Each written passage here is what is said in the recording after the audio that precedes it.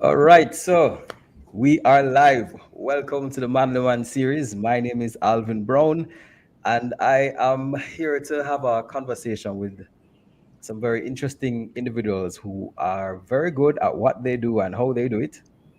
So, before I get there, I want to just give an introduction as to what the Manly Man series is about, why is it relevant, and then we'll take it from there. So, first thing I'm going to do is I'm going to share my screen. And I am going to. All right, so there we go.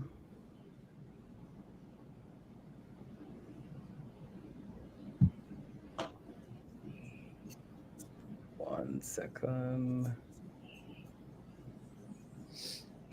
All right, let's get into the fun stuff.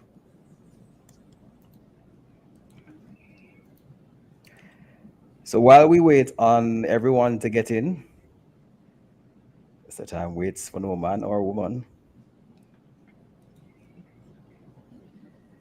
the Manly Man series. So the Manly Man series is basically uh, a movement where we encourage youth to be responsible, in particular young men. And right now we have an interesting time where we are currently So while we looking, wait on everyone to get in, and we should probably mute that. Right. So, as I was saying, so right now we're talking about young men and young women in general to be responsible. And the question is, what does that look like? And what we're going to be doing is we're going to be having a conversation about AI opportunities and dangers within the Caribbean. But right now, I just want to make sure that everyone is seeing my screen. I'm going to run through this really quickly, and then I'll introduce my hosts. Well, my guests. So you guys can just let me know if you're seeing my screen.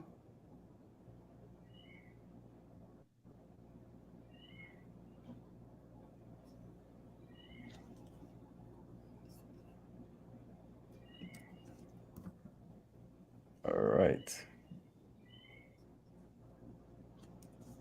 Okay. I see. all right, There we go. Why are we okay, having an error? I see. All right, There we go. we're having an error.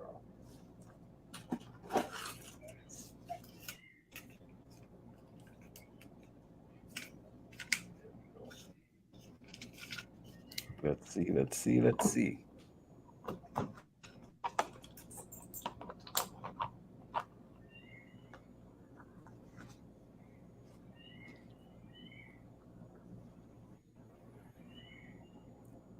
So while we are seeing persons coming in, you can always let us know where you are So while we joining are us from, whether you're from Trinidad and Tobago, Jamaica, anywhere else in the Caribbean or outside of the Caribbean, feel free to let us know where you are from, where you are watching us from.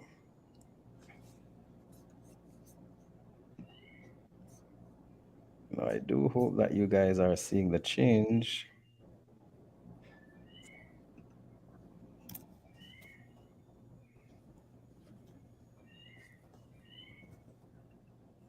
Uh, okay.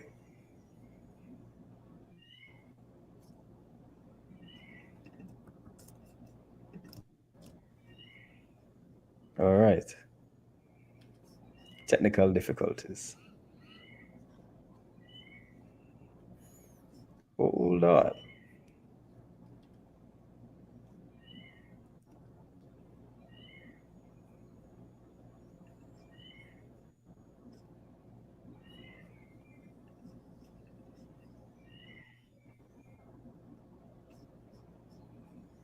Let's try that again.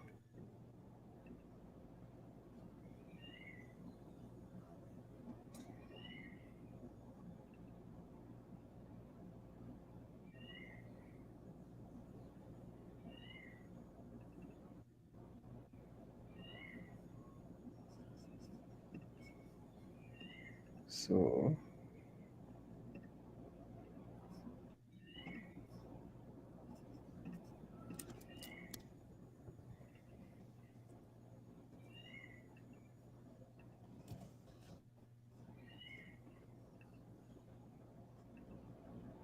all right. Yes, yes, yes, yes, yes, yes, yes, yes, yes.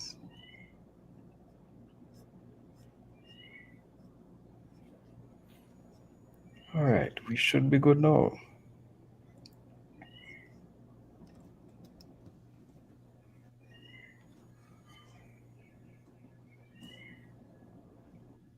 All right, can you guys see this? Yep. Awesome. Right, so we're going to be talking about AI opportunities and dangers within the Caribbean. And before we get there, just a little bit of an introduction. As a brother of three sisters and as a teacher, one of the things I've realized is that a lot of young men do not have positive role models. So what happens is they look to the media, and in a lot of cases, the examples that they see there are extremely negative. But we have an issue where we are upset when young men do the wrong thing, and yet no one tells them what is the right thing to do. So that's the reason why I started the Manly Man series, to encourage young men to be responsible, to take charge of their own lives, to recognize that they have a duty to those around them and that their actions have consequences. Join us as we explore topics related to men's issues across the Caribbean. It is for your fathers, your brothers, your husbands, your sons, and for the women who love them. Welcome to the Manly Man series. So the Manly Man series is all about encouraging youth, in particular young men, to be responsible. And we've done this in a number of ways. So one of the ways that we've done this is by encouraging youth by showing them examples of what a responsible individual looks like. So we've been doing Man Story, and Man Story is where we basically introduce to them individuals who have been successful in different spheres of society. And we talk to them about the challenges that these individuals have had and give them an opportunity to see life from another standpoint. So there are some persons who will argue that life is hard and therefore I have no choice but to. A lot of young men don't have positive male influences. So we want to get them to the point where they can see these men who are successful and see that their story is life was hard, but in spite of that, I pushed forward. And here we have just a clip of one of the persons what who the were effect of a interviewed. good father is on based on those two criteria that you just mentioned. Because what has happened is that we now live certainly in Jamaica with the effects of somebody who has not received any correction, and they feel that they can do anything without facing the consequences of it. Right. And that's what's happening with our young men. It's our young men to a large extent that are the ones who are committing all sorts of crime. And it says to me they've never received any correction in their That's life, and true. they've been allowed to do what they want to do without facing the consequences. But unfortunately, consequences will and must come, whether in this life or the next.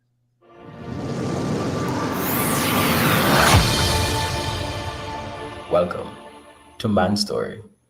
So we speak to different individuals, whether they're in the military, whether they're in finance, whether they're in arts, just to encourage the young men that they can see an example of what it means to be a responsible adult.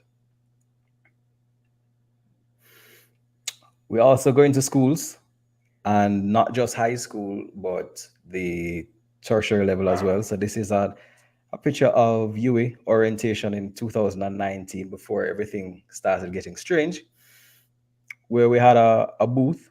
We spoke to both the young men and the young women about the relationships and managing and handling emotional intelligence and all that fun stuff.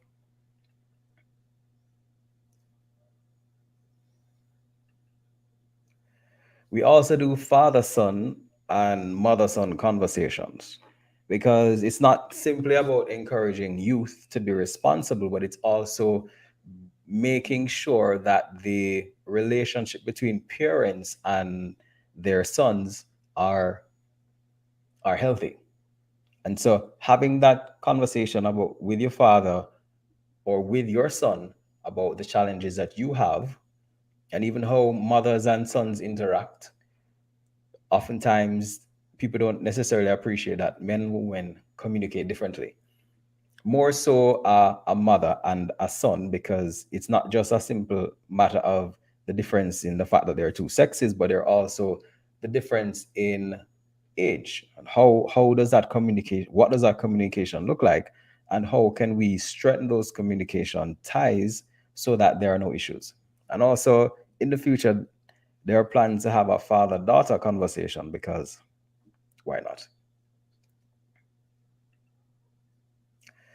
Now, one of the things I've come to realize is not only do we have a large percentage of the population who don't necessarily have father figures, we also have a large percentage of the population who have father figures, but they don't necessarily have a good relationship. And it's not that they have a bad one either. And we often say that, fathers need to spend time with their sons or their children in general, but the question is doing what? So the Man Man series is not simply about telling you what to do. It's about having a discussion about how to do the things that are necessary. And one of the ways that we have done this is by an archery introduction, which was to allow allow a group of persons, to fathers and sons, to be introduced to a new hobby that they could possibly work on in their spare time afterwards. So it's just giving them an example of what they can do if they so choose to So today use we this were simple very tool. happy to participate with the Manly Man program and work together with a father and son team at our club here at Central Precision Archery Club. The event went off well. So we We spent an started afternoon by with them. introducing everybody to the sport, letting them know what the sport was about, and First having time them any go of them through have been doing this. some a little bit of training for a while, have them bonding with each other, and then we took them into what we call a last man standing event, Of course, there's nothing where it like a was good important for both competition, father and son to work which together to they try and thoroughly accomplish enjoyed. or to stay standing at the end of the tournament. I think it went well. Fathers and sons were able to bond nicely. They interacted well with the other teams. We saw teams cheering on others. It was a very nice developmental time today. And programs like these, I think, is what is lacking in society. And as Alvin was saying, life is a challenge. This training today was a challenge for them. It's something they've never done. But at the end of the day, they were able to accomplish it and do well. So again, hats off to the Manly Man program, and we look forward to working with Manly Man in the coming months. So thanks again, Alvin, and we'll see you shortly. All right. And you can always contact us online. So, of course, at the Man the Man series. And if it is that anyone is interested in having any father son events or mother son events or even father daughter events at their churches, their schools, etc., you know where to find us. But let us get into the meat of the matter. You're not here for that, or rather, we're here specifically to have a conversation about AI. These days we've been hearing a lot about ChatGPT, and if you haven't heard about ChatGPT, then I don't know which rock you're under. But I can assure you, if you are an adult, your child knows about it. There have been conversations had with students where they have admitted to use ChatGPT, which is an artificial intelligence software, to answer their SBA questions. Now, this is interesting because, as I know, to the best of my knowledge, there's no, well, we'll chat a little bit more about that in the future. But let me just introduce the two experts I have here who will be handling all of the questions. that we'll be throwing in their direction. So first we have Daren Dhoray, who is an IT professional with over 20 years of industry experience. Daren holds a BSc in Computer Studies and Management from the UA, as well as an MA Creative Design and Entrepreneurship from UA as well. Daren has focused his studies on internet-related technologies, which has led to his current role as Enterprise Application Support Manager at UA St. Augustine. Daren is the founder and digital anthropologist, I hope I pronounced that properly, at the Cybersafe TT Foundation, a non-profit organization with a mission to educate students, parents, and teachers on cyber safety, cyberbullying, which is certainly needed right now, internet addiction, these young people and their cell phones, and some of the adults as well, might I add, and social media etiquette. Since 2020, Daren is part of the Facebook Community Standards Regional Group, where he has the opportunity to shape online safety standards for regional users on the Facebook platform.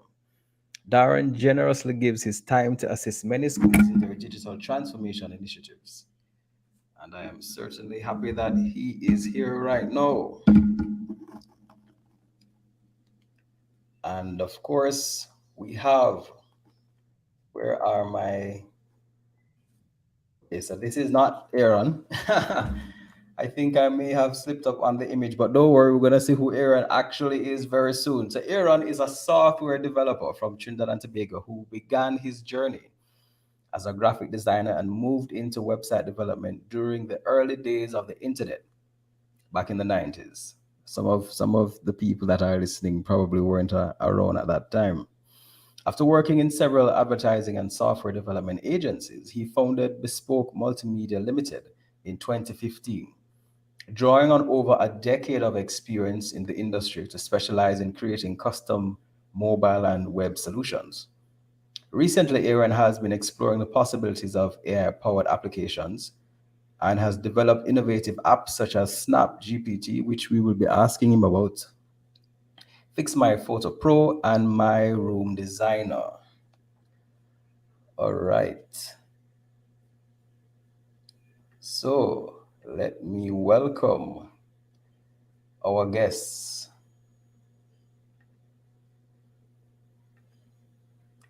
Good day, gentlemen. Hey, Alvin. Good day. Hello. Hi, good evening. All right. How are you guys doing? I'm pretty good. All well, all well. Aaron, that was a quite dashing picture of you I saw there, man. I was about to say, man, Oh gosh. you could act as my stunt double now. Yeah.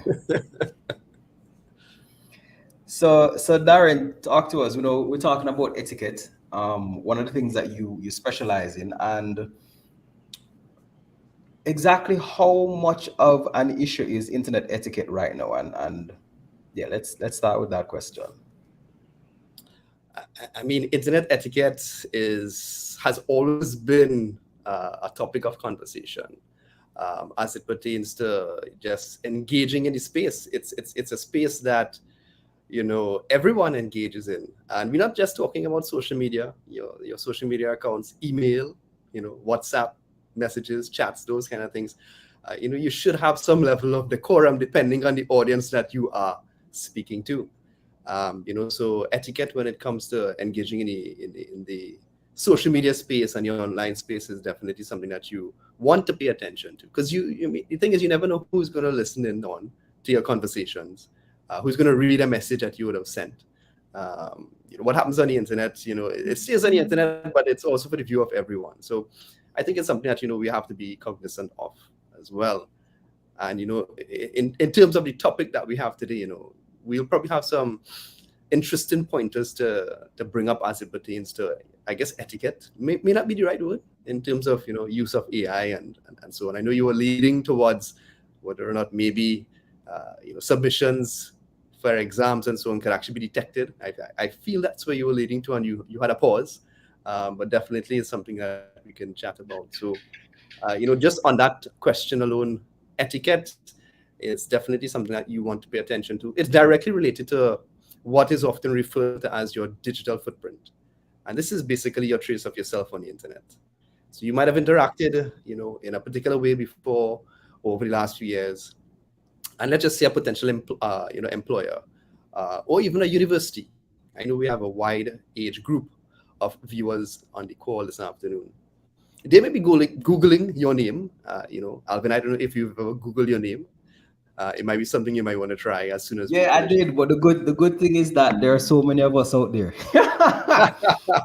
Brilliant. I am hidden within Right. a mass of Nice. alpha Yeah, followers. yeah. I mean, it's like, the very popular name Imran Khan, right? You probably have to be very Yeah. specific in terms of Googling that name. But nonetheless, if you Google your name, you'll see a section, a portion of your digital footprint. It's the thing that, of other individuals, uh, but particularly those that I mentioned, admissions officers, universities, future employers, you know, you never know, someone who might be interested in you from a romantic perspective as well. They'll Google you up to find out about you. Stalkers, yes, yes. And we could go on along that way as well too.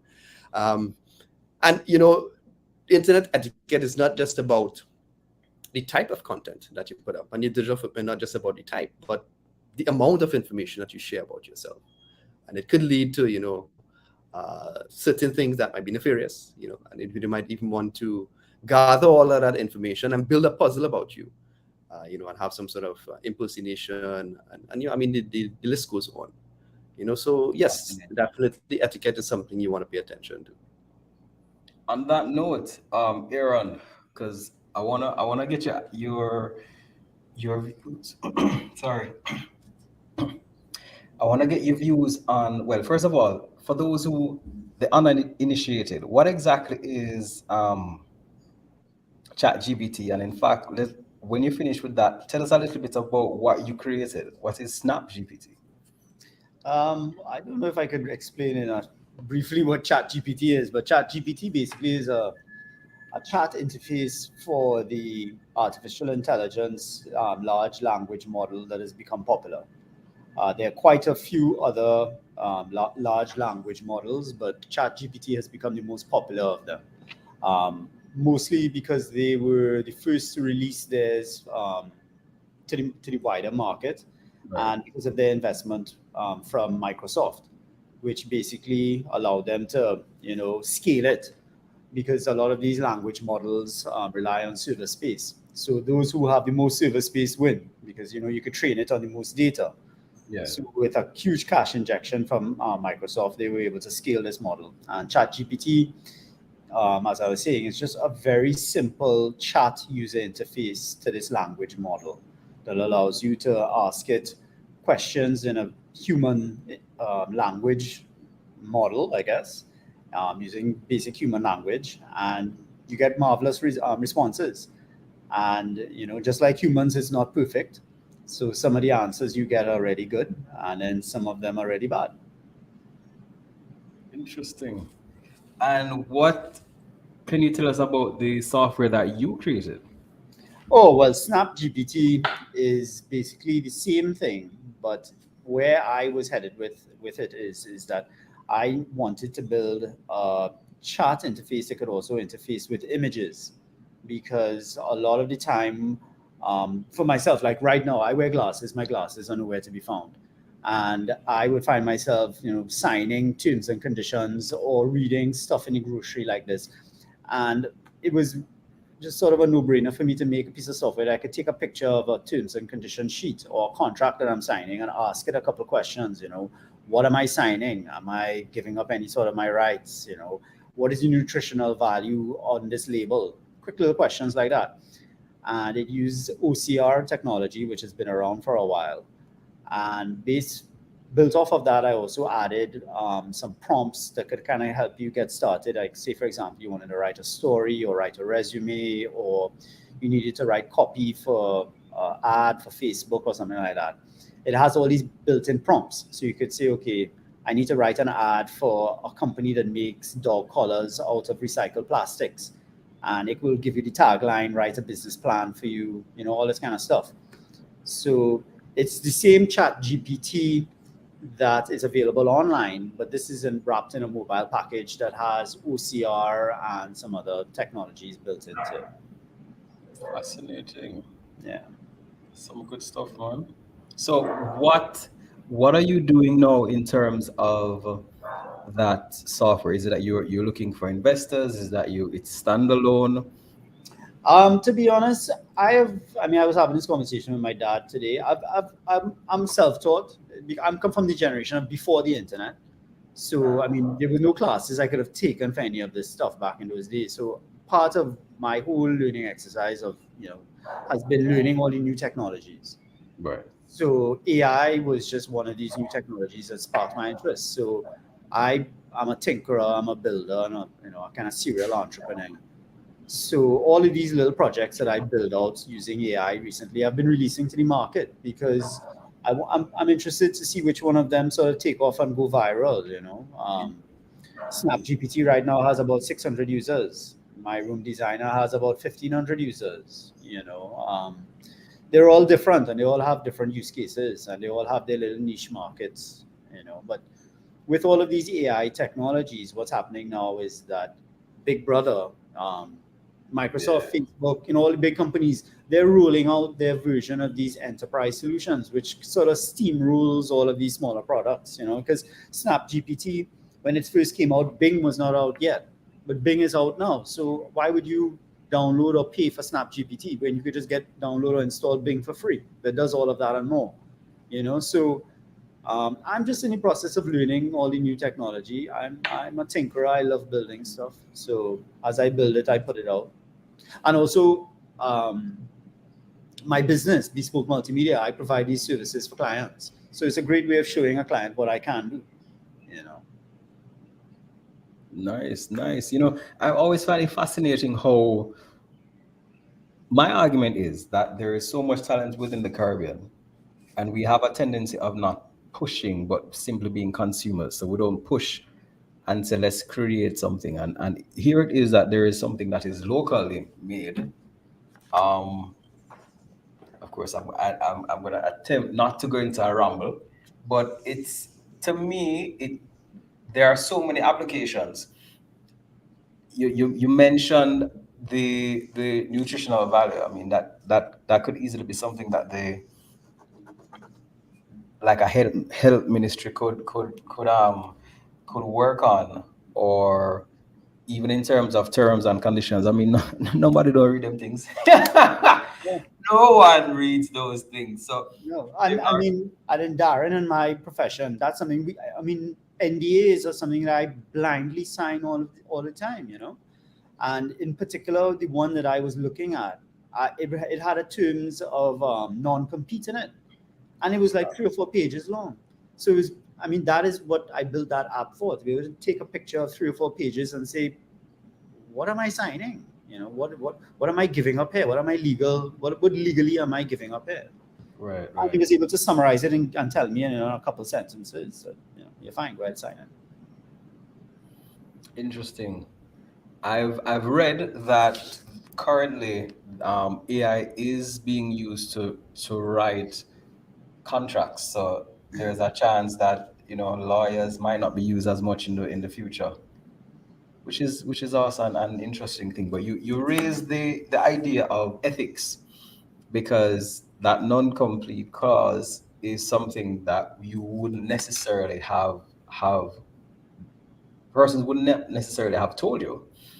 And so it comes to the question of how do we, Darren, how do we handle this whole idea of ethics when now we have AI and there's so much more power?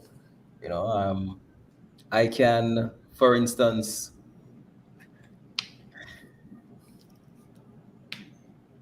let me leave it there for now. Well, how do we handle ethics, and the how would you approach a group of teenagers to tell them that to use this power wisely when it's so easy to do otherwise? I'm interested or intrigued to know what you smirked about there. So we'll get back to that one, right? And before we jump into, I guess the concept of the topic of ethics and AI and ChatGPT, Aaron is a tinkerer. He said he's a tinkerer. I mean, Aaron has been tinkering as long as I know him. When the first, Aaron, I remember when the first iPhone came out back in 2007. Yeah. We were tinkering to get that working on our network. So yeah, I mean, it's really nice to see local talent develop and evolve into, where both of us are, and hopefully we can act as role models for, the students that are looking in and the folks that are interested in, taking that leap and doing things at the global scale. So Alvin, you asked me all of the hard questions. Fair enough. I would have had conversations with secondary school students, not too many, but at least I would have had the experience to have a dialogue with them about using, AI tools for academia. And first and foremost, I want to say I'm an early adopter, and I would embrace technology. I think there is no question about that, and it's something that I encourage individuals to understand, right? Understand the use and the application, and how it can benefit you. Okay, so there are many different fine lines that we will probably tread in this discussion, and I'm hoping that maybe we can encourage some conversations or comments in the chat on Facebook, right? But basically, my guidance, for want of a better word, was that you can ask ChatGPT or any sort of language modeling tool to help and assist and to develop questions for particular answers. But you should not copy and paste and submit that. That's it in a nutshell. At the end of the day, you are attending an academic institution to learn. So what if I change two words? Instead of with, I put, or if instead of that, I put, just some random changes. Which But no, I put and that kind of stuff. not particularly. As Aaron said, sometimes the information might actually be incorrect, right? ChatGPT would only output. And I'm using ChatGPT as the example here, but there are other tools. But these AI generated tools would output based on the information and the source of data. If it just so happens that that source of data might be incorrect, then the information answers that you're submitting will also be incorrect. So double check. It could be dates, it could be places, names, spelling. You would want to do the requisite research that you would have generally done. So don't think of this tool as the do-all to end-all to generating the information or the answers that you want. Yeah. Let it also assist you in learning. And as Aaron said, it could actually interpret or help you understand something that might be written in a more complex manner, such as an NDA, terms and conditions.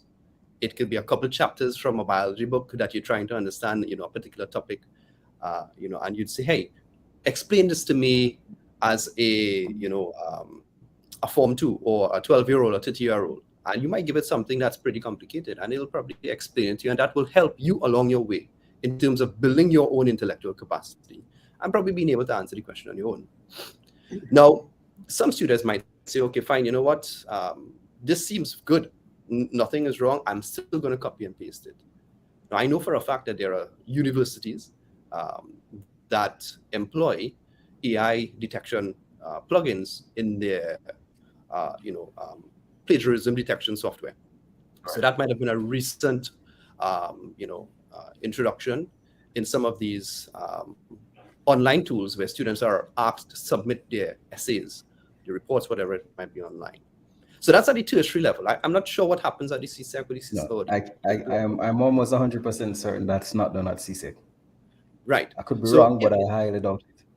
And whether it's done or not, it's the habit that you're forming at the younger level to prevent anything that could happen, as you get into tertiary level, right? So again, you embrace the technology, you utilize it, but don't copy and paste. It's not a verbatim report that you're going to submit, because you will come into question if you, for example, upload that same thing, through at UWI we use Turnitin, and there is AI detection modeling within the software now. I actually was a victim, for want of a better word, of that recently. I asked a colleague in the office to help me with a particular assignment. They submitted to me, and I submitted to a group, and they said, "Wow, that was excellent." I paid no attention really to what was submitted, only to be called out by some member that I submitted to say, "Hey, I see that you use ChatGPT to come up with that response."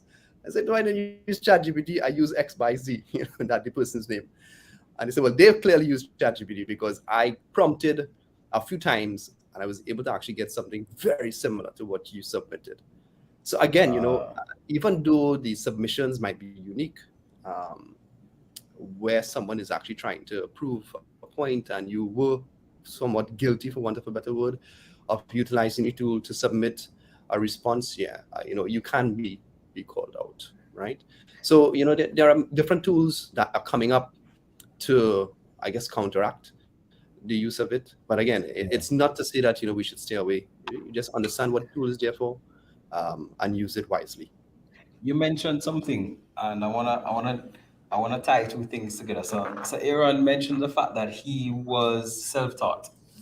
One of my biggest challenges, one of my pet peeves with the Caribbean is the fact that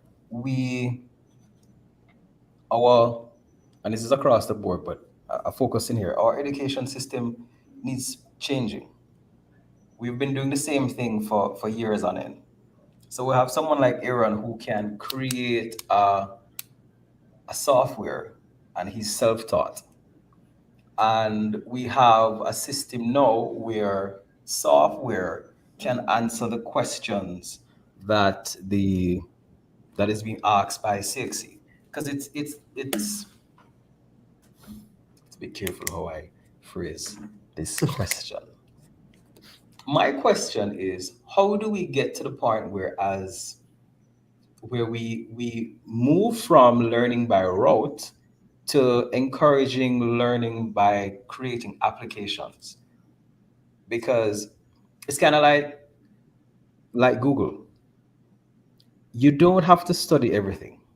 It is a good idea for you to know, but information is at your fingertips.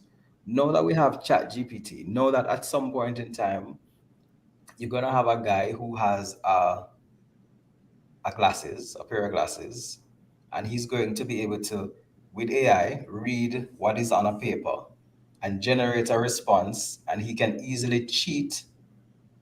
Again, it's a matter of just creating or regurgitating whatever he sees there. The question is, how do we move the education system to a point where it's not simply, I give you this to learn and you have to remember it, to take this knowledge and apply it and create a project or a product which shows true learning? I want to jump in on something you said there, the cheating, and it ties back into something I mentioned just now. Big Brother, Microsoft, Apple, all of these companies are injecting these tools into every piece of software that we use right now. So every copy of Microsoft Excel, every search engine, everything, every browser, everything is going to have AI in it by the end of this year. Microsoft Word that every student uses right now to write every single paper is going to have ChatGPT built directly into it. So I think the idea of telling students they can't use it is that's impossible. What has to happen now is that the way that students are taught they have to incorporate it just the same way 15, 20 years ago when the internet came into the classroom in university level.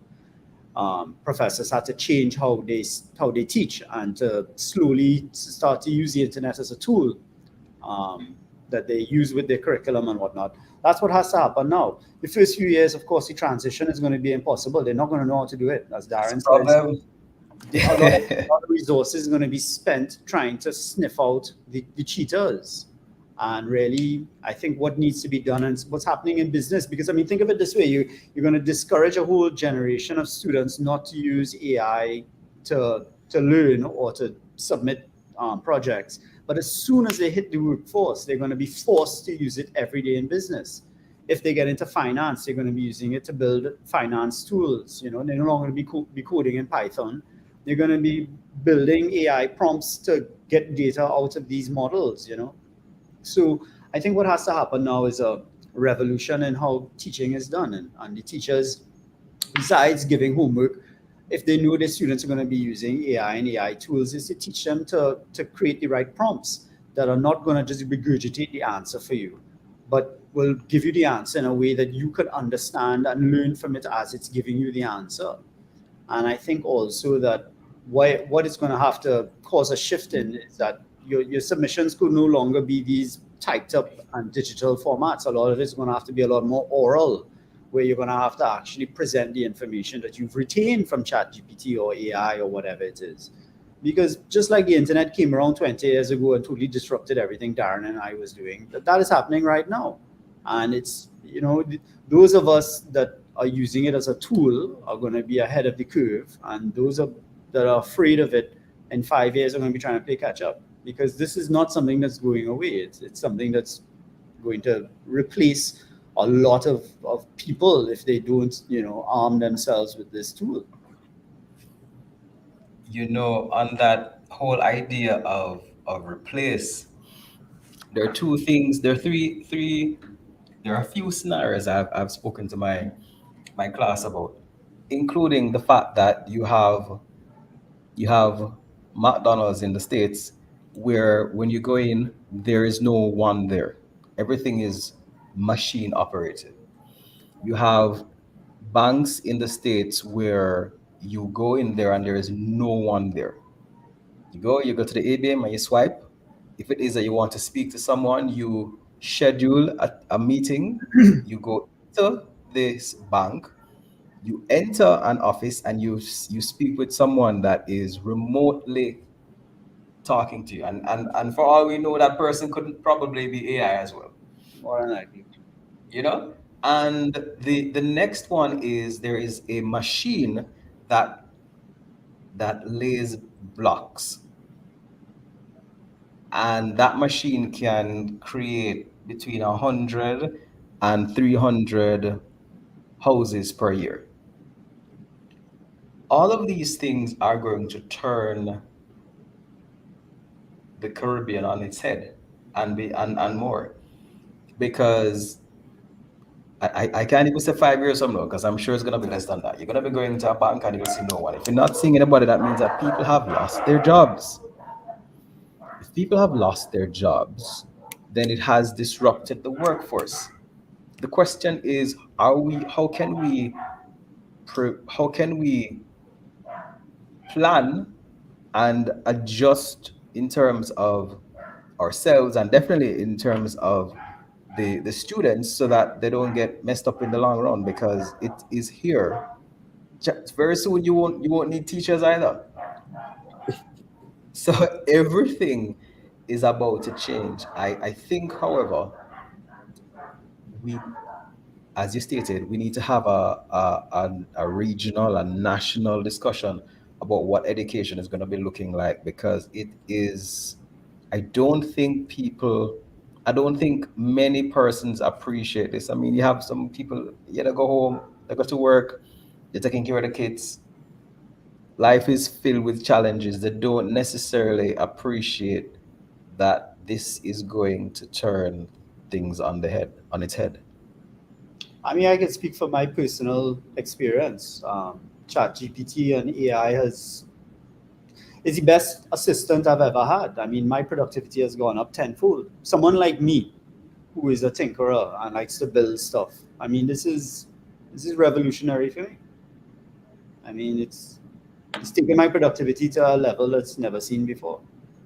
So that And answers if your question. I mean, if you know Aaron's productivity level, we're talking 1,000% plus here, yeah. right? I mean, I'm And not exact. I can roll out a mobile app a week now.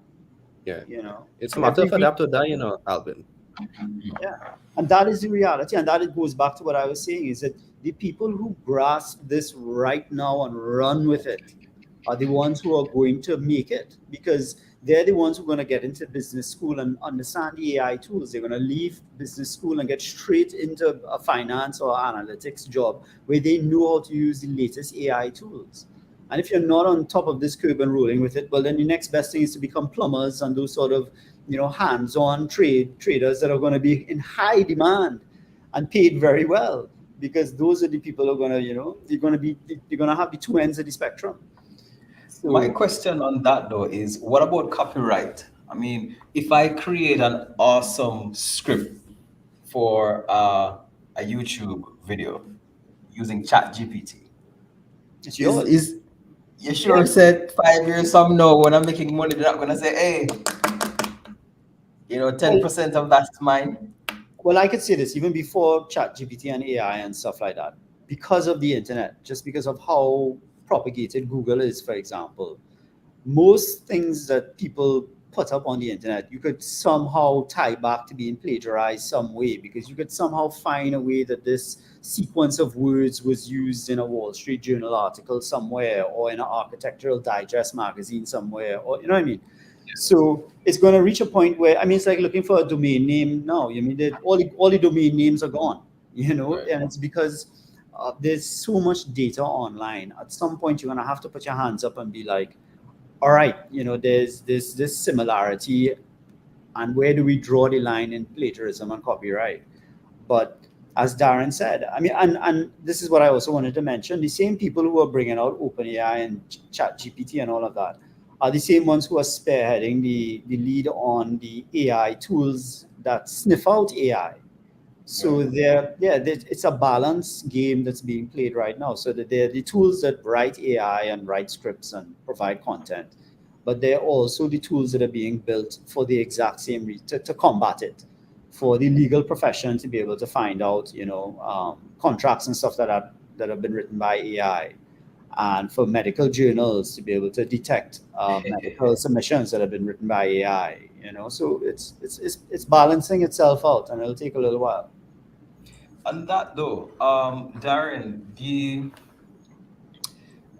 the whole idea of, okay, so recently there was a bomb scare across a number of schools, and the what I read just never sound like it makes sense to me. I was wondering if somebody used ChatGPT for that email, because it seemed to me as if someone just typed in, write a threatening letter to do XYZ, because it wasn't coherent in my view. Nor did the words sound like, it didn't sound Trinidadian. It didn't sound Caribbean. It sounded off. Um, so on that note, I have noted that there are some software currently that scammers are using to sample your voice or sample the voice of a child, call the parents of that child, and make it sound as if that child is crying and that child is abducted, and arranging for that parent to pay money to get that child who was abducted. Do you see this becoming a trend in the Caribbean? And yeah, well, let's deal with that question. Sure thing. I just wanted to touch on the topic that you were discussing as it pertains to just loss of jobs and so on, right? And AI taking over, because it's a bit contentious. I went to,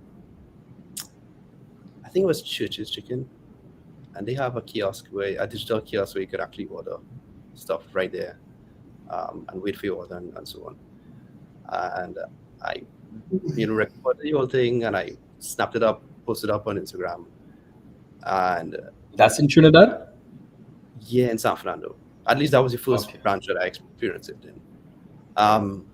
And 9 out of 10 of the comments were anti, in terms of this robots coming to take over X, Y, and Z, right? So that was that example. Now I'm going to probably show my age here a bit, right? I distinctly remember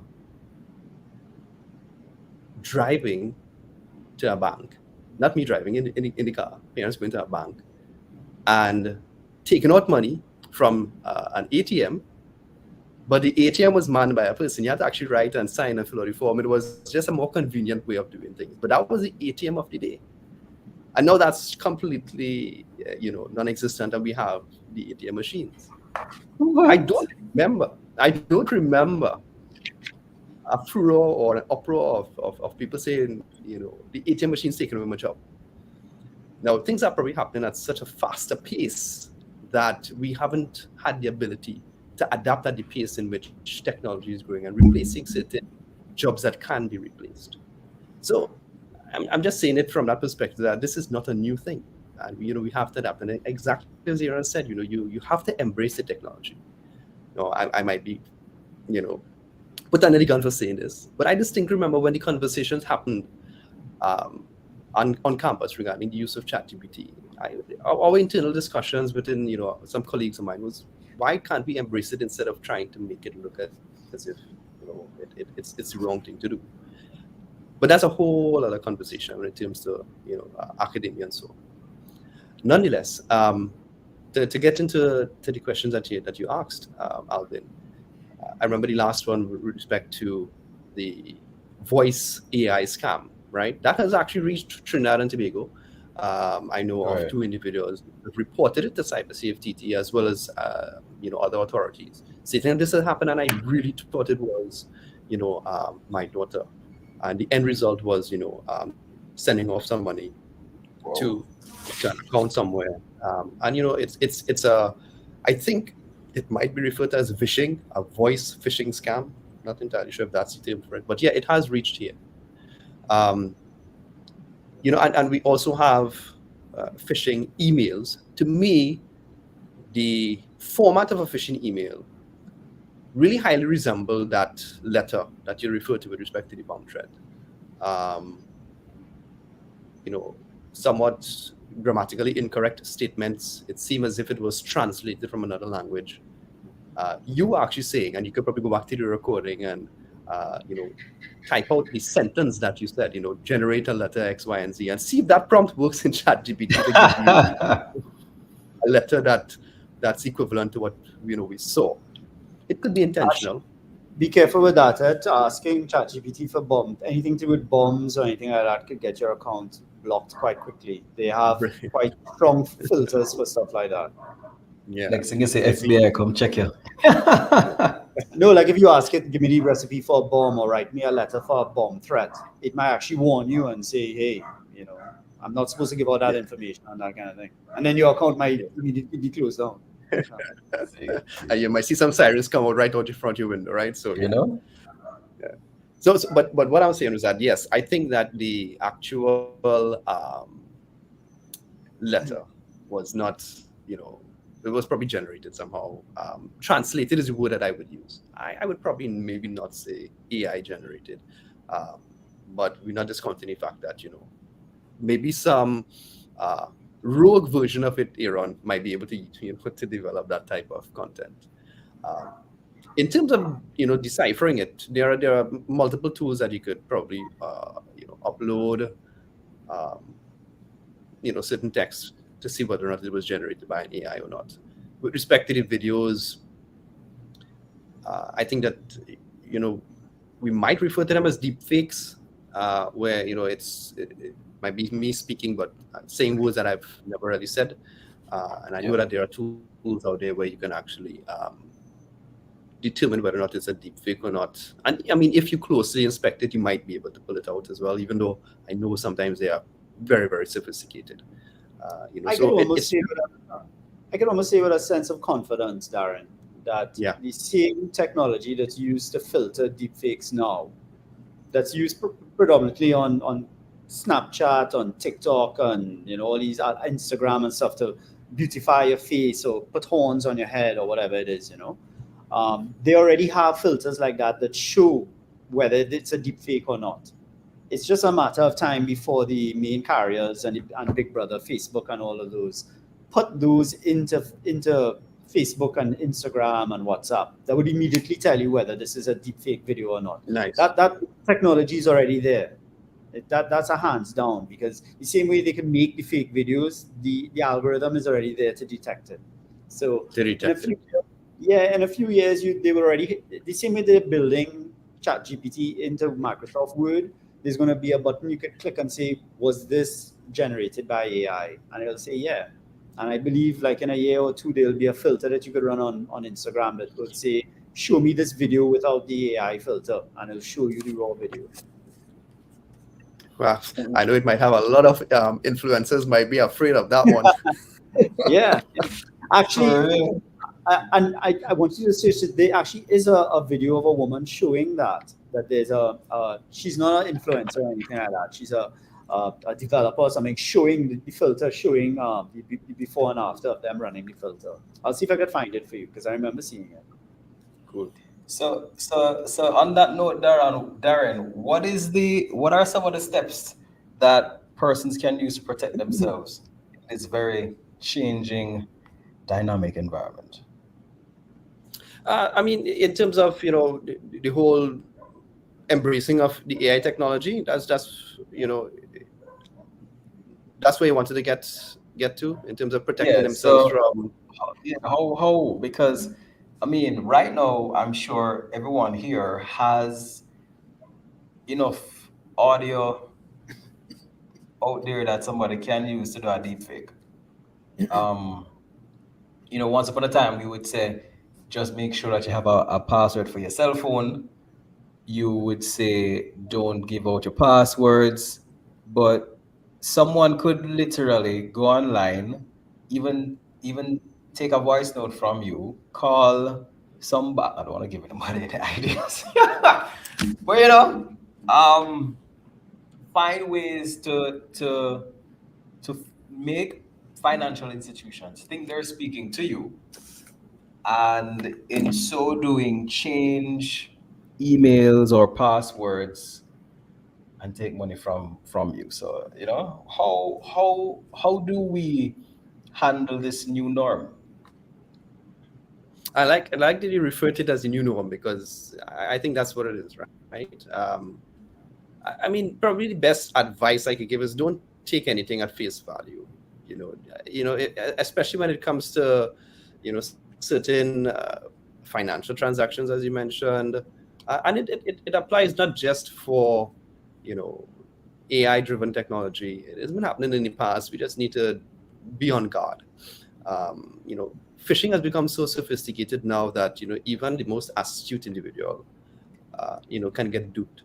I think it's up to some of the bigger organizations to realize too that they need to do a little bit of more checks and balances, and not just rely on a simple email communication or, as you say, a voice note.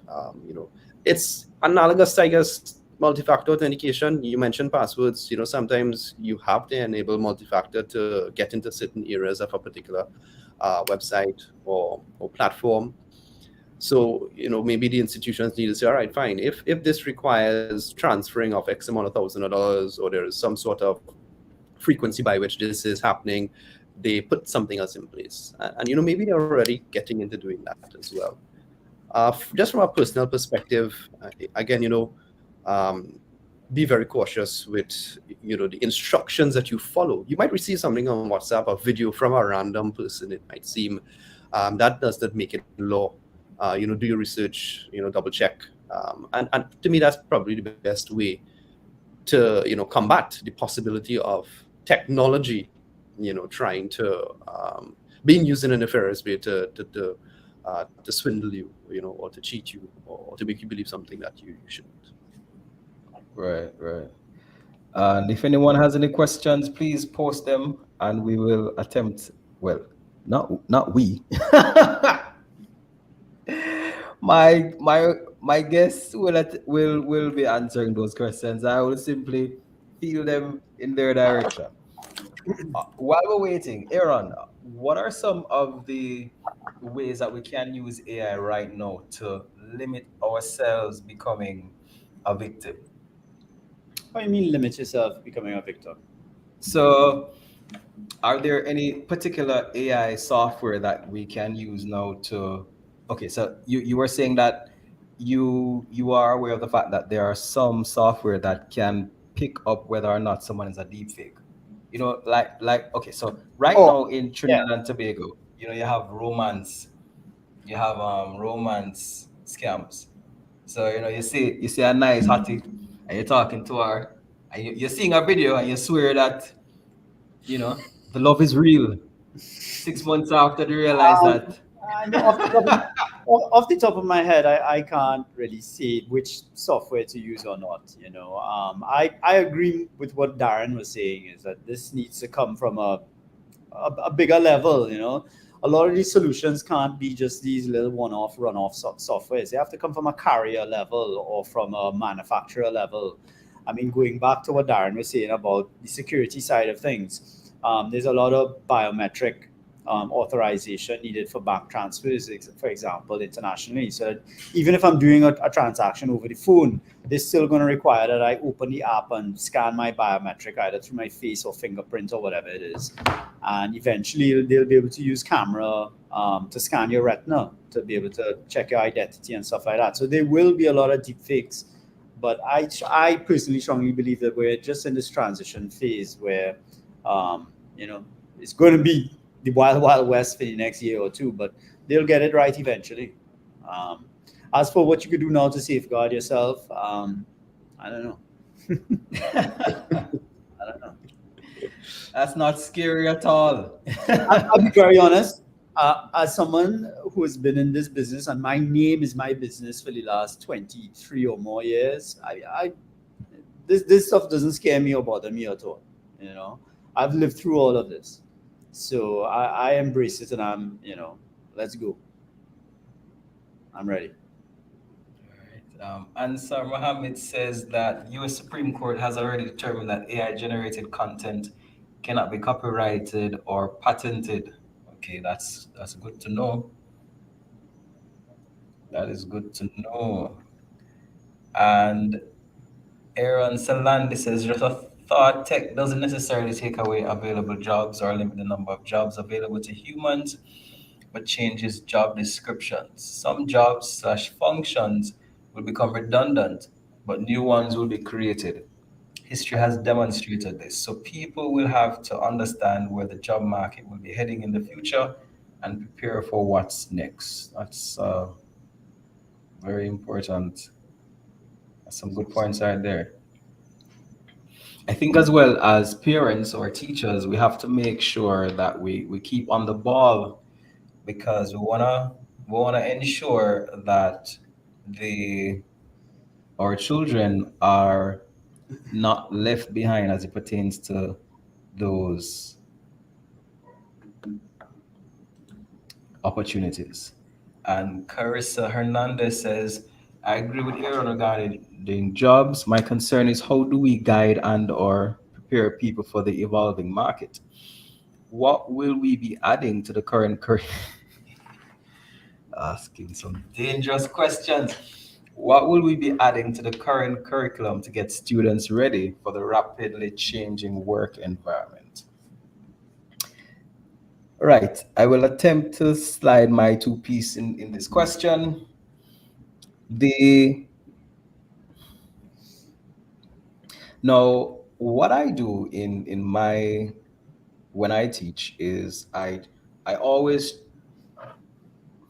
okay, so I teach technology education, and how it's taught by me is I have the students look at a problem in society. So they investigate it, and having investigated it, I have them come up with an electronic device, a design for an electronic device that will assist them in that problem. So that challenge could be flooding. These days there's a lot of flooding across the Caribbean. It might be natural disasters in general. So it might be flooding, hurricanes, earthquakes, etc. So they come up with an electronic device that can be used to assist persons during, before, or after these disasters. And then I teach them the basics on how to create a solution to that problem. Now, I teach it like that because, and during all of this time, I have them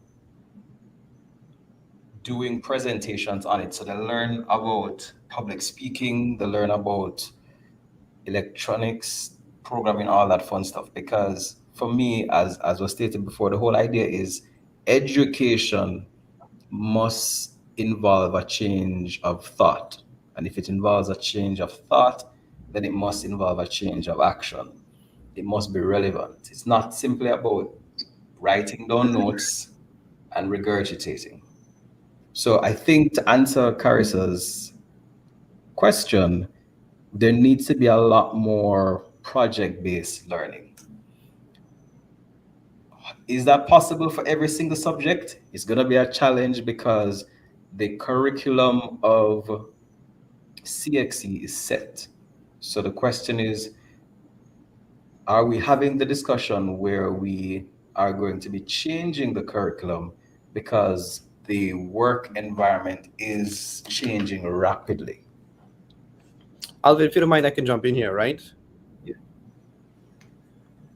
I mean, I don't know why Carissa woke up this morning and chose violence, but we'll deal Can with I the tell question. you? So here's the thing. I agree. That we might be educating for a non-existent future workforce. But I think what Alvin was trying to say is that even though the current curriculum, which will probably take a while to adapt and change and evolve, might not speak directly to the use of technology, the use of AI, the use of productivity tools that can help, answer the question. The teachers and supervisors can encourage students to utilize those ways to answer their questions, right? So embracing new technology, and it's like Aaron said, he's self-taught. Don't discount, please do not discount the ability of the current generation to learn and understand the technology outside of school.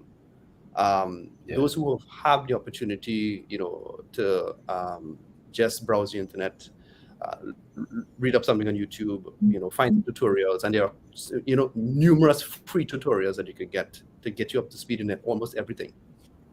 Self-taught, they can really assist themselves in addressing that particular problem.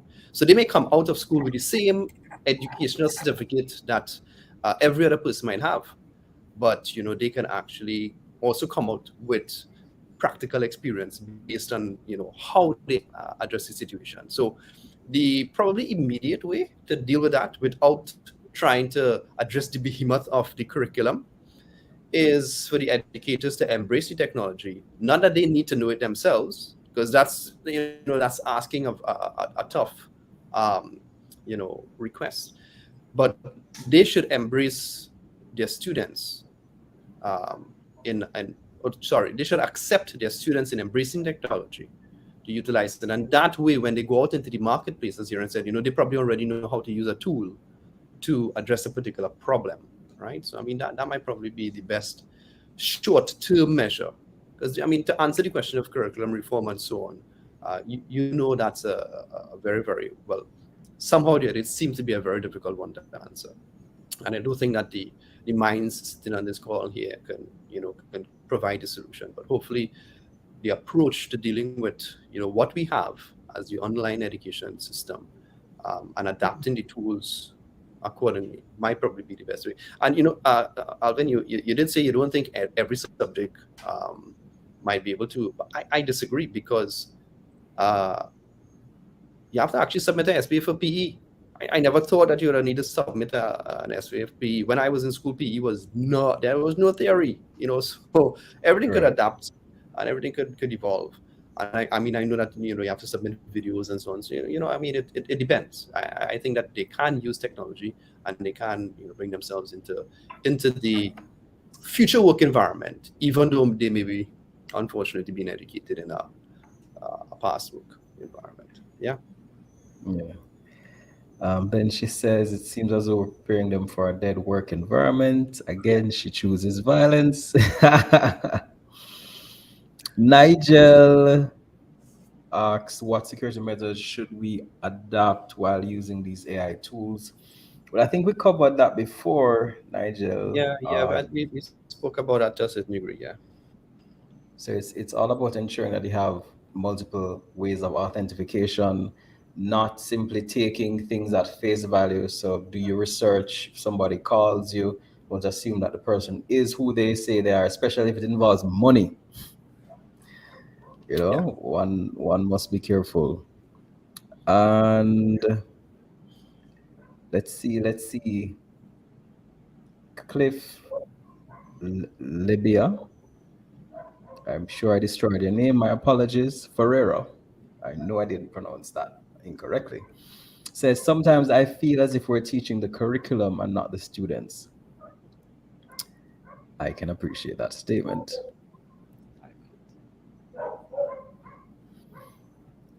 All right. So I will not have you get me in any trouble. Any other questions? Any other comments before we go? It's been an interesting time. Oh, there's one thing that I did note. Darren, you can help me with this one. I did realize persons commented that the AI has a tendency of being biased when it comes down to politics or political statements. You wanna give us some information on that? Uh, well, I mean, it's sometimes you have garbage in, garbage out, right? You whatever you put in into a particular tool is sort of what you will get out, and you'll have interpretations based on data that was provided. Um, let's probably bring it a little bit closer to the Man series, right?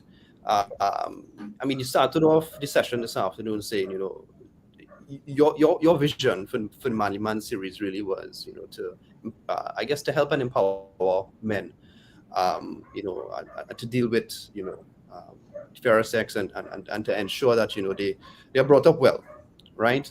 Provide that sort of mentorship and guidance that is lacking, right? Yeah. Let's face it, it's lacking in a lot of different areas. Um, there have been articles by many different, I would say, reputable bodies, Washington Post, Financial Times, about studies where AI was used, and it had bias towards women, right, based on the information that was provided, particularly in technology. So, cybersafety and myself, we are real, heavy proponents for girls in ICT, and we really try to push that trend towards getting more women involved in the ICT area. And when I read this, I found that it even made more sense because you know in recommending certain things as it pertains to technology-based jobs or even in the industry, those articles, and again, you could Google it, AI bias towards women. Just Google up that term and you get more information. Um, it's really based on the information that it has at hand. The history would have shown that there have not been many women in particular um, fields, and therefore when the recommendations were made by the tools, to select particular um, individuals for jobs or whatever the case might be, the bias was shown.